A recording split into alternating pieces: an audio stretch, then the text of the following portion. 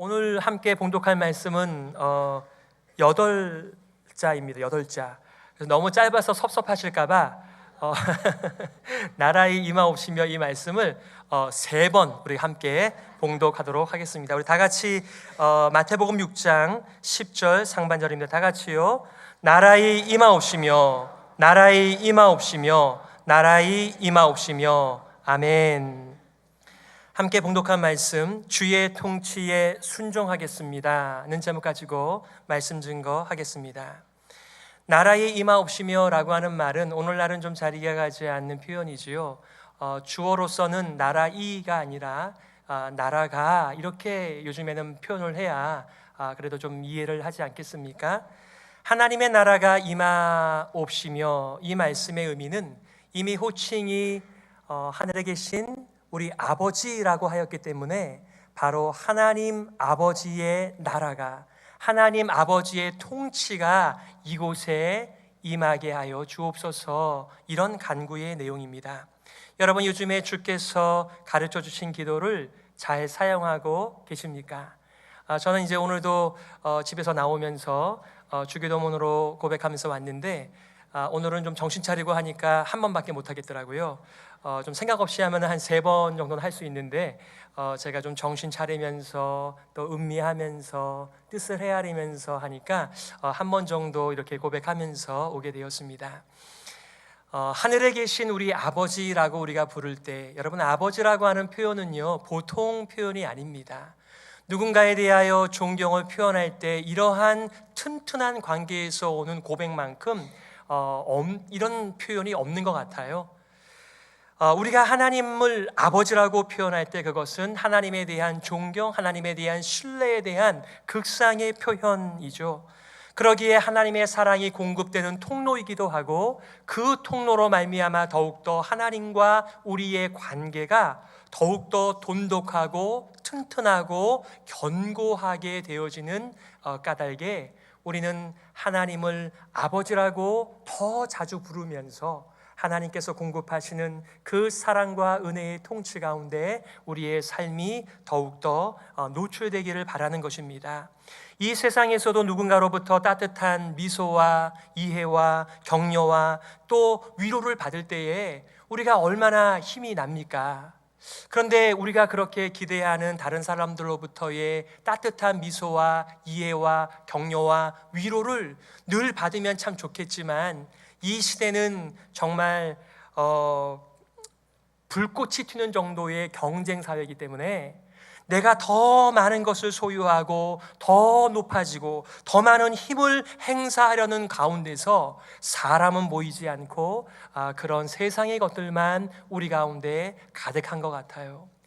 그렇기 때문에 우리는 더더욱더 이 하나님을 아버지라고 부르면서 하나님의 위로부터의 공급과 사랑과 은혜를 우리의 삶의 원천이다, 이렇게 표현하는 것이 전혀 과장이라고 말할 수가 없는 세대 속에 있는 것이지요. 바라기는 하나님을 아버지라고 더 자주 부르시면서 그 하나님께서 이 세상과는 달리 사랑과 은혜와 오래 참음과 의와 기다려주심을 통하여서 우리를 다루실 때에 우리도 그 하나님의 그 공급을 받아가면서 우리도 그런 삶을 살기를 기대하는 것입니다. 오늘 여러분들과 함께 3가지를 나누고 싶은데요. 첫 번째는 하나님의 나라가 무엇인가, 두 번째는 왜 우리가 하나님의 나라가 임하도록 간구해야 하는가, 세 번째는 어떻게 우리가 하나님의 나라가 임하도록 간구하며 살 것인가, 이 3가지를 나누려고 합니다. 첫 번째, 하나님의 나라가 무엇입니까? 여러분, 세계 지도를 한번 펴보시기를 바랍니다. 한 200에서 230여 세계의 나라들, 국가들이 있습니다. 자, 거기에 어디쯤에 하나님의 나라가 있죠? 웃으시는데 아무리 뒤져도 하나님의 나라는 이 세계 지도에 없습니다. 보통 한 나라의 구성이 영토와 주권과 국민에게 있기 때문에 우리가 하나님의 나라라는 말을 듣는 동시에 이게 어디 있지? 라고 공간적인 개념으로 이해하려고 하는 것은 자연스러운 일이에요. 그러나 성경에서 하나님의 나라라고 할 때에는 그런 공간적 의미를 포함하고 있는 것은 사실이지만 그거보다 더 크고 깊은 의미가 있다는 것을 우리가 알 필요가 있습니다. 어떤 분들은 그러면 우리가 죽어서 가는 하나님의 나라가 없다는 것이냐라고 굉장히 서운해 하시는 분들이 있는데요, 그 나라 분명히 있습니다. 그런데 하나님의 나라는 그 나라뿐만 아니라, 우리가 죽어서 가는 나라뿐만 아니라 지금 이 세상을 살아가면서도 하나님의 나라를 경험하면서 하나님의 나라의 백성으로서 살아갈 수 있음을 말씀하고 있는 것입니다. 그런 의미에서 하나님의 나라의 의미는, 성경적 의미는 그런 영토적이고 공간적인 의미보다는 하나님의 다스림, 하나님의 주권을 표현할 때에 나오는 개념입니다.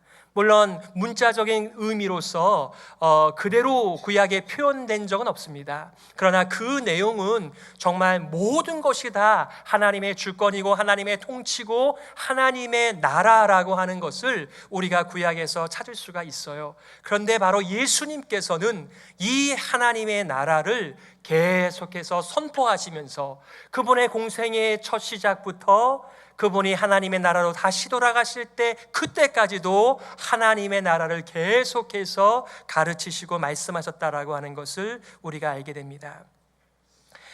누가복음 17장 20절과 21절에 보면은 바리새인들이 예수님께 질문을 해요. 이렇게 하죠. 바리새인들이 하나님의 나라가 어느 때에 임하나이까 묻거늘 예수께서 대답하여 가라사대 하나님의 나라는 볼 수 있게 임하는 것이 아니요 또 여기 있다 저기 있다고도 못하리니 하나님의 나라는 너희 안에 있느니라, 이렇게 말씀하셨어요. 우리는 아무리 자기의 속을 뒤져도 이 하나님의 나라가 어디 있나 또 이렇게 생각하시는 분이 계실 것입니다. 이 하늘의 지식과 하늘의 비밀을 우리는 성령을 통하여서 알아가는 것이고요, 또 문자적으로는 이렇게 한번 생각을 해보세요. 예수님께서 이렇게 모여있는 군중들에게, 제자들에게 말씀하는 것이 아니겠습니까? 그러면 너희 안에 하나님의 나라가 있다라고 하는 그 선포는 바로 예수님 자신의 통치를 가리키기도 하는 것입니다. 그래서 in이라고 하는 전치사를 사용해도 되지만 among you라는 말을 통해서 내 개인적인 삶 가운데 하나님께서 다스린다라고 하는 개념과 더불어서 우리를 통치하시며 우리 가운데 거하시는 그 예수 그리스도의 주권과 성부, 성자, 성령 하나님의 다스림을 우리가 깨달아 알 수 있죠. 로마서 14장 17절에도 이렇게 말합니다. 하나님의 나라는 먹는 것과 마시는 것이 아니요 오직 성령 안에서 의와 평강과 희락이라. 이 말씀 이해가 되세요? 다시 한번 읽어드리겠습니다. 로마서 14장 17절인데 하나님의 나라는 먹는 것과 마시는 것이 아니요 오직 성령 안에서 의와 평강과 희락이라. 다시 말씀드리면 하나님께서 통치하여 주시는 곳, 하나님께서 다스리시는 곳에는 무슨 특징이 있다는 것입니까? 바로 의와 평강과 희락이 그들의 삶 가운데 터져 나온다라고 하는 그리스도 예수의 아름다운 통치 가운데 있는 사람들의 삶의 모습이기도 합니다. 여러분, 세상을 눈 씻고 찾아봐도요, 의로운 곳이 어디에 있습니까? 평화한 곳이 어디 있습니까? 기쁨이 있는 곳이 어디 있습니까? 아무 곳에도 없어요. 오히려 우리가 세상의 뉴스를 들으면서 세상을 뒤지면 뒤질수록, 역사의 진짜 모습을 발견하면 발견할수록 이 세상은 불의로 가득하다, 이것을 우리가 발견하게 될 것입니다. 어디에 평화가 있나요? 어떤 분은 이 세상의 역사를 가리켜서 이 세상은 전쟁의 역사다라고, 전쟁의 관점에서 보니까요, 정말 온통 역사는 전쟁의 역사이더군요. 우리는 샬롬, 평화라고 인사하지만 어느 곳에도 샬롬이 없는 엔샬롬의 세대를 우리가 살아가고 있죠. 희락이요, 기쁨이요, 우리가 때로는 깔깔대고 웃습니다. 그러나 그 웃음의 근원이 너무나 허망한 것이기 때문에 막 웃어놓고 그 웃음의 끝 언저리에 우리는 허물을 또 가지고 살아가는 것이 우리의 진짜 모습이 아니던가요? 이 하나님의 나라에 대해서 말씀을 드릴 때마다 반드시 우리가 알아야 되는 것이 있습니다. 그것은 영어로는 already but not yet이라는 말입니다. 하나님의 나라는 장차 올 그러한 개념을 가지고 있기도 하지만, 미래적인 개념을 있기도 하지만 사실은 이미 이 땅에 왔다는 것입니다. 그래서 예수님께서 이 땅에 오시자마자 제일 먼저 세례 받으시고 선포한 내용이 하나님의 나라가 가까이 왔다. 예수 그리스도께서 이 땅에 오셔서 죄와 죽음과 사탄을 몰아내시며 그들을 패배시키면서 이미 하나님의 나라가 왔다라고 말씀하셨습니다. 그러나 예수 그리스도의 초림으로 시작된 하나님의 나라는 아직 완성이 되지 않았습니다. 그래서 이 땅 가운데 긴장이 있는 거예요. 내가 하나님의 통치를 받으면서 의와 사랑과 평화와 이 기쁨의 삶을 잠깐 살기는 하지만, 맛을 보기는 하지만, 하나님의 통치를 받지 않는, 또 하나님의 통치를 인정하지도 않는 사람들에 의해서 우리는 고통과 괴로움과 슬픔과 어려움의 인생을 살아가고 있잖아요. 그래서 예수 그리스도께서 재림하시기 전까지는 우리는 계속해서 이런 텐션, 이런 긴장 가운데 살 수밖에 없는 믿음의 삶인 것을 우리가 이 하나님의 나라라고 하는 개념 속에서 알게 되어지는 것입니다. 어떤 분은 내가 예수님 믿었는데, 내가 하나님 믿고 있는데, 이렇게 찬양하며 봉사하고 있는데 왜 이렇게 하나님을 잘 믿고 있는 나에게 어려움이 오는가? 여러분 잘못이 아니고요, 여전히 죄와 죽음과 사탄의 통치 아래 놓여져 있는 이 땅의 사람들 때문에 어쩔 수 없어요. 내가 아무리 운전 잘해도요, 뒤에서 박으면요 다치는 것입니다. 우리의 삶이 예수님의 재림하실 때까지는 그러한 삶이 연속되어질 거예요. 두 번째, 그렇다면 왜 우리가 하나님의 나라, 하나님의 통치가 이곳에 임하기를 간구해야만 하는가? 첫 번째는 예수님의 선포와 가르침과 예수님의 주제가 바로 하나님의 나라였기 때문에 그렇습니다. 아까도 말씀드린 것처럼 예수님께서 공적인 생애를 시작하시면서 세례를 받으시면서 제일 먼저 선포하신 것이 회개하라, 하나님의 나라가 가까이 왔다는 것이었고요, 예수님께서 죽음 가운데 3일 만에 부활하셔서 바로 승천하신 것이 아니고요, 40일 동안 세상에 머무셨습니다. 근데 그 40일 동안 무엇을 하셨나요? 제자들에게 하나님의 나라를 가르치셨습니다. 예수님께서 이 땅의 사망을 깨뜨리시고 부활하셨음에도 불구하고 부활하신 예수님을 만났지만 제자들은 여전히 민족적인 가치관의 하나님 나라의 개념을 가지고 있었습니다. 그래서 질문해요. 예수님, 하나님 나라를 회복하심이 지금입니까? 근데 예수님께서 그 질문에 답변하지 않으시고 그 유명한 말씀, 사도행전 1장 8절이죠. 오직 성령이 너희에게 임하시면 너희가 권능을 받고 예루살렘과 온 유대와 사마리아와 땅끝까지 이르러 내 증인이 되리라, 이렇게 말씀하세요. 우리는 모여서 살기도 하지만 동시에 예수 그리스도의 증인으로서 하나님의 나라의 선포, 하나님의 다스림을 선포, 자랑, 증거하면서 흩어져 살아가는 사람들임을 말씀해 주고 있는 것이죠. 여러분, 누가복음과 사도행전은 누가께서 기록을 하신 것입니다. 그래서 제가 학교 다닐 때 누가행전을 공부한 적도 있는데요, 누가는 예수님의 행적을 조춘 메시지이고 사도행전은 성령행전으로 우리들이 알고 있습니다. 하지만 예수 그리스도께서 어떻게 교회를 창설하시고 그 교회의 주인이 되시는가, 그 주제가 바로 사도행전이어서 사도행전 1장 1절부터 11절까지는 바로 누가복음과 사도행전을 연결하는, 누가복음을 요약하고 새로운 사도행전을 시작하는 메시지입니다. 바로 그 말씀을 통해서 예수님께서는 하나님의 나라를 가르치신 것이죠. 여러분, 사도행전 1장 3절에 이렇게 말합니다. 해 받으신 후에 또한 저희에게 확실한 많은 증거로 친히 사심을 나타내사 40일 동안 저희에게 보이시며 하나님 나라의 일을 말씀하시니라. 우리가 계속해서 우리가 주기도문을 보게 될 텐데요, 우리가 아는 대로 산상수훈, 마태복음 5장, 6장, 7장, 그리고 그 마지막의 결론이 뭐예요? 바로 마태복음 6장 33절이 이 주기도문의 요약입니다. 너희는 먼저 그의 나라와 그의 의를 구하라. 그리하면 이 모든 것을 너희에게 더하시리라. 우리가 6개의 청원을 이렇게 하나님과 관련된 것으로, 그리고 우리와 관련된 것으로 간구하지 않습니까? 우리가 하나님의 나라, 하나님의 통치를 먼저 구한다면 그 뒤에 따라 나오는 일용할 양식과 용서받으며 용서하는 삶과, 그리고 시험과 악에서 건져주는 이 일들이 따라 나온다라고 하는 한 요약이 마태복음 6장 33절이에요. 이 세상의 사람들은 다 자신의 먹을 것과 입을 것을 구합니다. 무엇을 먹을까, 무엇을 입을까, 창고를 얼마나 늘릴까가 이 세상 사람들의 주요 관심사이고, 예수님이 이 땅에 오셨을 때에 하나님의 백성이라고 하는 그 사람들도 예외가 아니었습니다.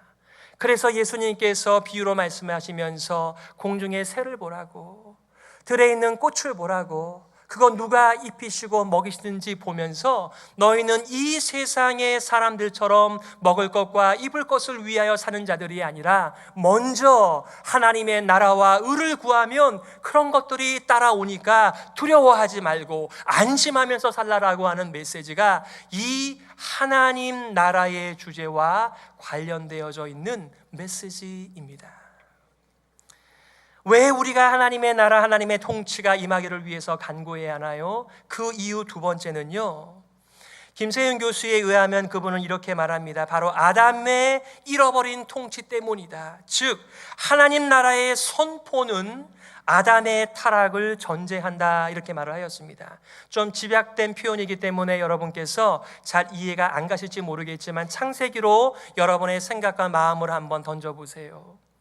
하나님께서는 인간을 창조하셨어요. 아담을 창조하시고 뭐라고 말씀하세요? 심히 좋았다, 이렇게 말씀하십니다. 그리고요, 아담에게 필요한 모든 것을 공급하세요. 지혜와 지식과 사랑과 능력과 이 모든 것들을 공급하시면서 하나님의 대리 통치자로서 이 세상을 얼마든지 다스릴 수 있는 그런 능력을 퍼부어 주셨습니다. 그런데요, 이 아담이 하나님의 통치를 저버리고 자신의 가지고 있는 자원으로 세상을 통치하겠다라고 자기의 왕국을 건설하겠다라고 결심하면서 하나님의 공급이 끊어진 채 그는 죄의 통치와 세상과 사탄의 통치 속에서 살아갈 수밖에 없게 되었지요. 그래서요, 우리도 마찬가지예요. 집에서 부모 역할 잘하고 싶지요. 자녀 역할 잘하고 싶지요. 남편 역할 잘하고 싶죠. 아내의 역할 잘하고 싶죠. 회사에서 우리가 좋은 사장이 되고 싶죠. 좋은 경영자가 되고 싶죠. 안 돼요.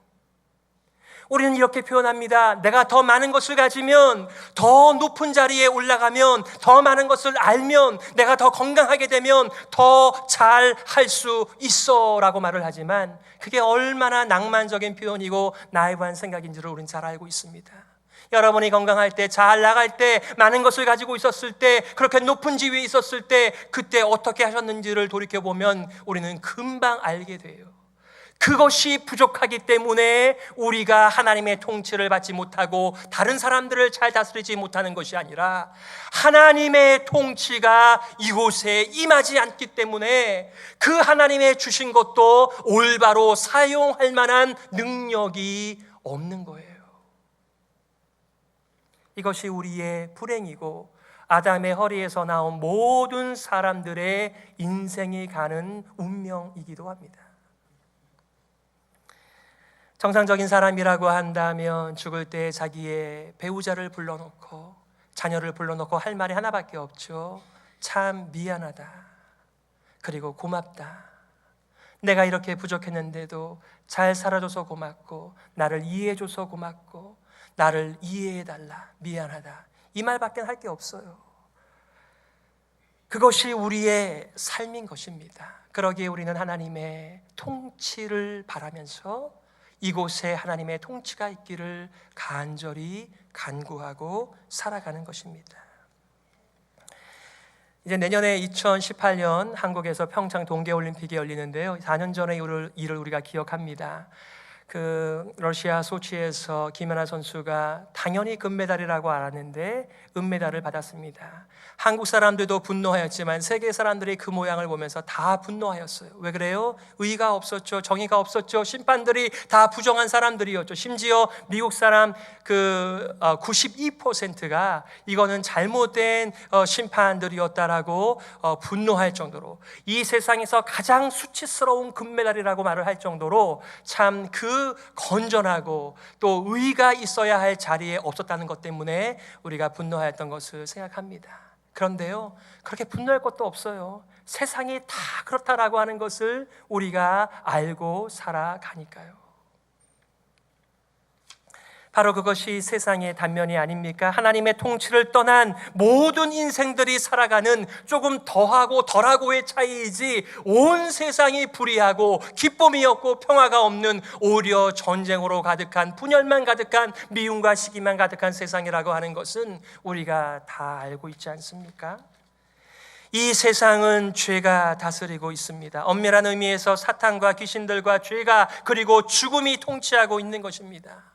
아프지 않은 사람들이 없어요. 죽지 않는 사람들이 없습니다. 서로 속고 속이며 불의와 다툼과 전쟁과 슬픔과 악이 가득합니다. 그래서요, 우리의 눈을 막고 귀를 막고 코를 막고 입을 막지 않으면 살아갈 수 없다라고 말을 하는 이 세상 속에서 여러분들은 무엇이 우리 가운데 소망이고 기쁨이라고 말할 수 있으시겠습니까? 세상에서의 삶은 예외 없이 다 부족해요. 모자랍니다. 악합니다. 자원이 없습니다. 지식이 모자랍니다. 지혜가 부족합니다. 사랑과 용납이 약합니다. 건강이 부족합니다. 생명이 부족합니다. 그래서 더 끌어모아서 내 삶을 좀 더 연장해 보려고, 더 잘 살아보려고 길을 쓰지만, 진정한 하나님의 아름다운 통치, 하나님의 사랑과 은혜와 용납과 의의 통치가 우리 가운데 임하지 않는 한 그런 날은 없다는 것이지요.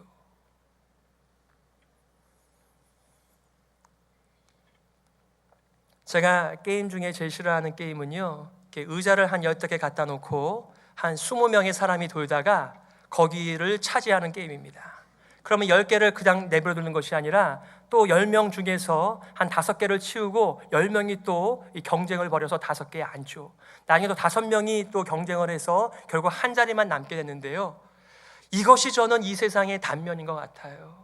자원은 부족하죠. 의자는 부족하죠. 그런데 수많은 사람들이 달려들어서 그 자리 하나 차지하겠다라고 하는 것이 우리가 살아가는 삶의 모습이 아니겠습니까? 그런데 하나님께서는요, 그런 식으로 인생을 다루지 않으십니다. 하나님의 무궁한 자원들을 그리스도를 통하여 하나님을 아버지라고 부르는 인생들에게 부어주시면서 우리가 얼마든지 우리의 인생을 나누며 살아도 의와 생명과 평화와 기쁨이 넘치는 삶을 하나님께서 공급해 주시기에 우리는 하나님의 그 아름다운 자비의 통치가 이곳에 임하기를 간구하는 것입니다. 지난번에 선교 훈련으로 미션 퍼스펙티브스를 공부하였는데요, 4가지의 관점으로 세상과 이 사역과 사명들을 돌아보는 것입니다. 선교를 이해하는 것이죠. 그런데 그 가운데 보게 되면요, 이런 표현이 있습니다. 하나님의 나라와 관련해서 기도를 거기선 이렇게 디파인 하는데요, 현상에 대한 반역이다, 이렇게 얘기해요. 우리는 지금 주기도를 공부하고 있는데 그 미션 퍼스펙티브에서는 기도라고 하는 것은 현상에 대한 반역이다, 이렇게 말을 하는데요, 아마 짐작은 하실 것입니다. 이 세상은 하나님의 뜻을 자꾸만 틉니다. 보기는 보지만 잘 이해하지 못합니다. 수없이 듣지만 그 말씀을 가지고 살지 않습니다. 그래서 세상은 여전히 하나님의 통치 바깥에 있습니다. 비록 우리가 교회에서 함께 모이지만은 교회조차도 하나님의 다스림에 대하여 관심도 없고, 하나님이여 여기 오셔서 나를 다스리시고 우리를 다스리시고 세상을 다스려달라고 하는 간구를 드리지 못하잖아요. 그래서 우리가 만나고 보고 듣는 모든 일들은 하나님에 대한 하나님의 계획과 하나님의 다스림에 대한 잘못된 것들을 우리는 보고 듣고 살아가는 거예요. 그러므로 우리가 기도한다라고 하는 것은 이 세상의 삶의 체계를 거절하는, 반역하는 것이다 라고 하는 것을 이렇게 표현한 것입니다.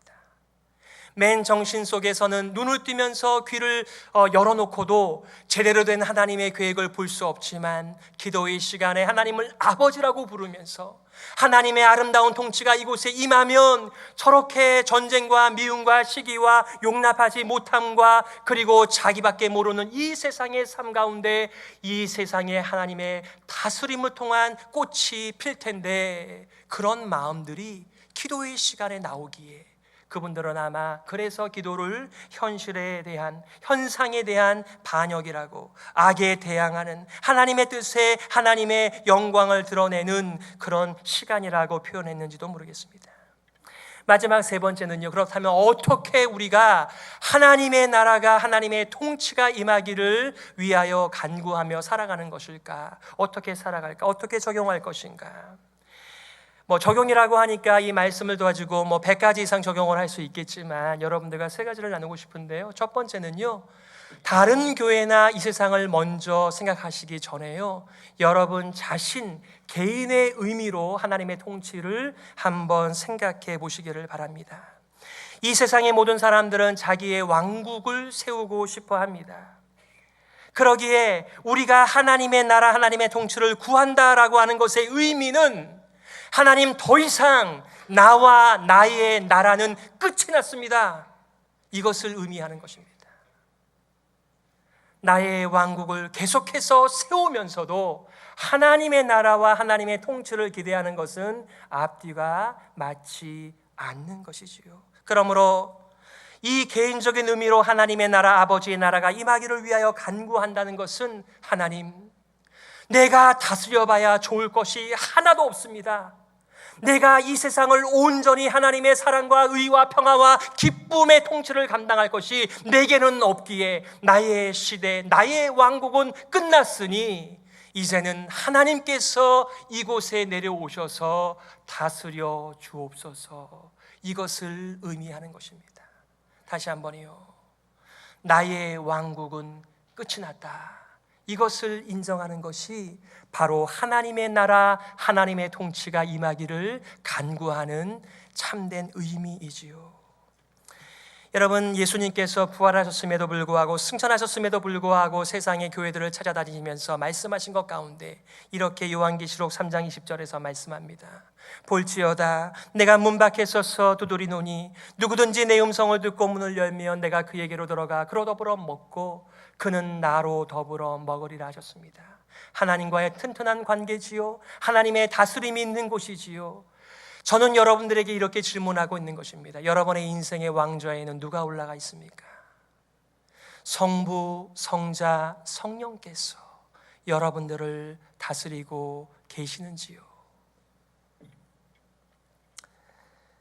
우리는 부부관계 속에서, 부모와 자녀와의 관계 속에서 많은 기술들과 세미나들을 배웁니다. 그런 것들이 도움이 되기도 합니다. 저도 예전에 부부 세미나, 또 남편 교실, 또 아내 교실, 또 데이트와 결혼 세미나, 이런 것들을 많이 하였습니다. 그런 것들이 분명히 도움이 되기는 돼요. 그러나 가만히 생각해 보세요. 지금 우리가 모르기 때문에 관계가 호전되지 않고 악화되던가요? 알기는 알지만 여전히 내 인생의 주인이 나라고 하는 것 때문에 하나님의 뜻과 하나님의 통치가 분명히 내 앞에 놓여 있음에도 불구하고 그것에 순종할 마음이 없는 것이지요. 그렇기 때문에 내가 손대는 것마다 더 어려워져요, 힘들어져요. 그러기에 우리가 이런 인생에 대한 올바른 관찰을 통하여서 하나님의 은혜를 구하는 것이죠. 하나님, 더 이상 나의 왕국은 끝이 났습니다. 하나님께서 다스려 주셔야지만이 이 가정에도 내 인생에도 소망이 있습니다라고 하는 것이 바로 하나님께서 다스려 달라고 하는, 하나님의 나라가 임하게 해달라고 하는 그 간구에 들어가 있는 개인적인 적용이 되겠습니다. 두 번째는 교회도 마찬가지지요. 교회적인 의미는 이 말씀이 무슨 의미겠습니까? 나의 나라만 끝난 것이 아니라 우리의 나라도 끝이 났습니다라고 하는 고백이지요. 교회가 어떤 곳입니까? 예수님의 몸으로서 서로를 용납하고 용서하고 사랑하고 섬기면서 그리스도의 제자 공동체가 되기를 간구하는 것이 아니겠습니까? 여러분, 그 당시에 초대교회들은요, 로마의 지속적인 황제들의 그런 압력 가운데 있었습니다. 여러분 들어보셨지요? 그 유명한 팍스 로마나, 바로 로마의 정권에, 로마의 힘에 굴복하면 너희들에게 평화가 오겠지만은 너희들이 복종하지 않으면, 가이사를 왕으로 주님으로 부르지 않으면 너희들에게는 십자가밖에 없다는 것이 로마의 힘으로 사람을 찍어 누르는 평화였습니다. 하지만 하나님께서는 그렇게 하지 않으셨죠. 그 유명한 예수님께서 뭐라고 말씀하세요? 인자에 온 것은 섬김을 받으려 함이 아니라 도리어 섬기려 하고 자기 목숨을 많은 사람의 대속물로 주려 함이다 라고 말씀하셨습니다. 제자들이 예수님과 더불어서 이제 죽으러 올라가시는 자신의 죽음에 대하여, 고난에 대하여 얼마든지 말씀하셨음에도 불구하고 제자들은 자리싸움을 하고 있었습니다. 누가 더 크냐? 예수님께서 뭐라고 말씀하세요? 얘들아, 하나님의 나라는 세상의 나라와는 다르다. 하나님의 나라는 가장 작은 자가, 가장 잘 섬기는 자가 가장 높은 자야. 예수님께서는 말씀으로만 하신 것이 아니고요, 친히 하늘 영광 보좌를 버리시고 이 땅의 종으로 오셔서 하나님의 나라가 어떤 나라인지를 친히 보여주셨습니다. 그래서요, 초대교회 성도들은 그 가이사를 주님으로 부르지 않고 그 가이사의 선포를 복음이라고 인정하지 않고 예수님을 복음이라고 말하며 예수님의 종답게 자기의 가진 소유를 공유하며 굶주린 이들을 먹이면서 서로의 짐을 기꺼이 지면서 그렇게 인생을 살았던 것입니다.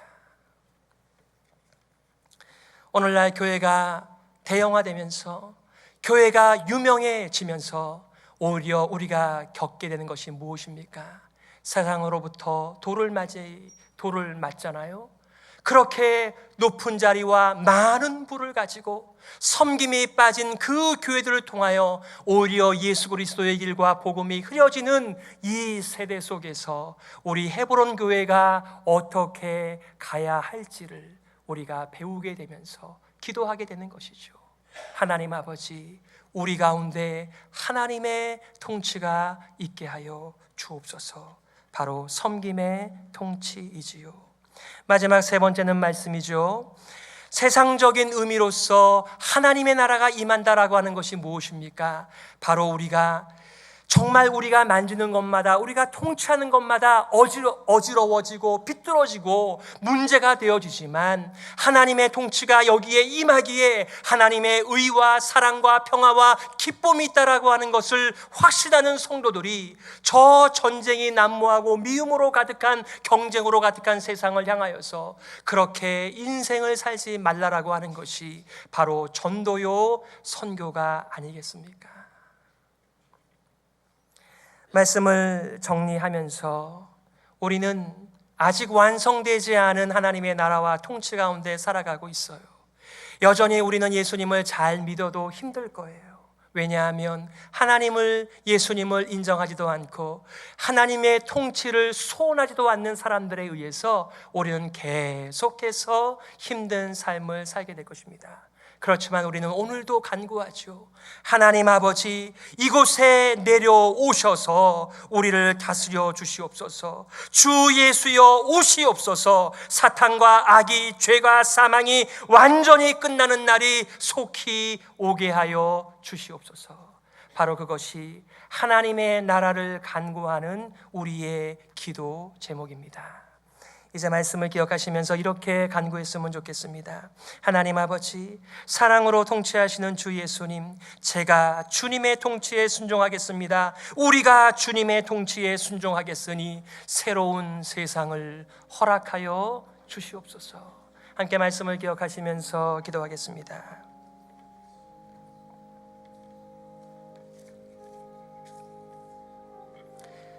하나님 아버지, 주의 복음, 하나님의 은혜와 사랑과 용납과 긍휼과 의의 통치가 오게 하여 주옵소서. 그리고 새 세상이 오게 하여 주시옵소서. 나를 향한, 교회를 향한, 세상을 향한 하나님의 나라가 이곳에 임하게 하여 주시옵소서. 하나님 아버지, 은혜를 감사합니다. 하나님의 아름다운 통치가 우리 개인에게, 그리고 우리 교회 위에, 그리고 세상 가운데 임하게 하여 주셔서 미움과 시기와 전쟁과 비명 대신에 찬양과 예배와 감사와 기쁨이 넘치는 세상으로 바뀌게 하여 주옵소서. 살아계신 예수 그리스도의 이름으로 기도드리옵나이다. 아멘.